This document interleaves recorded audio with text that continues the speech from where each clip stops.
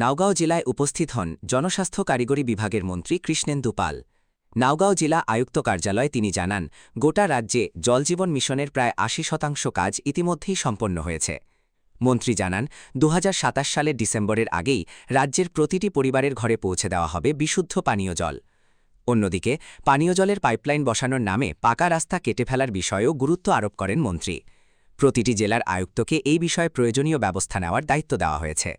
মন্ত্রী আরও উল্লেখ করেন যে জলজীবন মিশনের প্রকল্পগুলির রক্ষণাবেক্ষণ ও কার্যকারিতা নিয়ে প্রশ্ন উঠলে জেলা আয়ুক্তরা ৫ লক্ষ টাকার কম ব্যয় সংক্রান্ত বিষয়গুলি সমাধান করতে পারবেন এবং জটিল প্রকল্পগুলির জন্য জনস্বাস্থ্য কারিগরি বিভাগের হস্তক্ষেপ প্রয়োজন। তিনি নির্মাণের গুণমান বজায় রাখা এবং প্রকল্পগুলির নিয়মিত মনিটরিং করার নির্দেশনাও দিয়েছেন। আপনারা জানেন, মাননীয় মুখ্যমন্ত্রী আমার ডক্টর হিমন্ত বিশ্ব শৰ্মা দেৱে দ্বিতীয়বাৰ মুখ্যমন্ত্ৰী হোৱাৰ পিছত আমাক আকৌ স্থান দিলে আৰু আমি প্ৰথমবাৰৰ কাৰণে আকৌ মানে নগাঁৱলৈ আহিছোঁ। কাৰণ মাজত আমাৰ বাজেট সেশ্যন আছিল, যাৰ কাৰণে আমি বাজেট সেশ্যনো আমি কৰিব পৰা নাই। আমি গোটেই অসমৰ প্ৰত্যেককেইটা ডিষ্ট্ৰিক্ট বা sub division level sub division level সকলো জনস্বাস্থ্য কাৰিকৰী বিভাগৰ পৰা আমি ৰিভিউ লৈ আছোঁ। আমাৰ প্ৰধানমন্ত্ৰী সকলোৰ শ্ৰদ্ধাৰ যশস্বী প্ৰধানমন্ত্ৰী নৰেন্দ্ৰ মোদীজীৰ যিটো সপোন, যিটো মিছন জল জীৱন মিছন, হৰ ঘৰ নল হৰ ঘৰ জল, সকলো ৰাইজে যাতে বিশুদ্ধ খোৱা পানী যোগান ধৰা যায় তাৰ কাৰণে এই মিছন মোডে কাম চলি আছে। আৰু আমাৰ অসমত মাননীয় মুখ্যমন্ত্ৰী মহোদয়ৰ নেতৃত্বত জল জীৱন মিছনৰ কাম খুব ভাল মোডে চলি আছে আৰু এতিয়ালৈকে আমি 81% এচিভ কৰিব পাৰিছোঁ।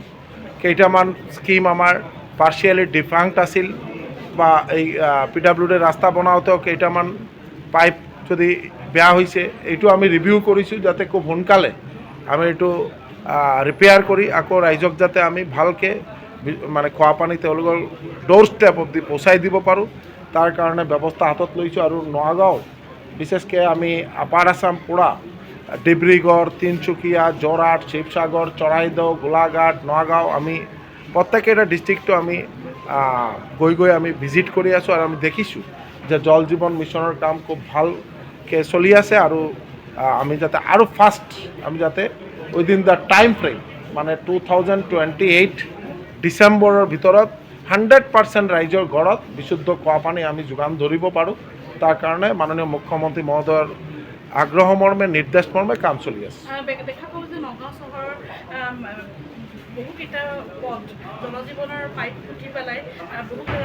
আজি চাওক, এই কাৰণে আমাৰ ডিষ্ট্ৰিক্ট কমিশনাৰ হ'ল চেয়াৰমেন, এটা কমিটি গঠন কৰা হৈছে আৰু পৌৰ নিগম বা মিউনিচিপাল বোৰ্ড, APDCL, আমাৰ PHE, আমাৰ যিমান ডিপাৰ্টমেণ্ট মানে পাইপলাইন কৰে গেছৰ, সব এটা কমিটি বনাই দিয়া হৈছে যাতে কোনোবা যদি ডিপাৰ্টমেণ্টে আজি জল জীৱন মিছনৰ এই যদি পাইপ লেইং কৰাত যদি পাৰ্মিশ্যন লাগে, DCৰ পৰা পাৰ্মিশ্যন ল'ব, তেতিয়াহ'লে বেলেগ ডিপাৰ্টমেণ্টও জানিব যাতে ভালকৈ কামটো হয় আৰু সকলো ডিপাৰ্টমেণ্ট যাতে ছেফলি ডেভেলপমেণ্ট কৰিব পাৰে, তাৰ কাৰণে ব্যৱস্থা লোৱা হৈছে।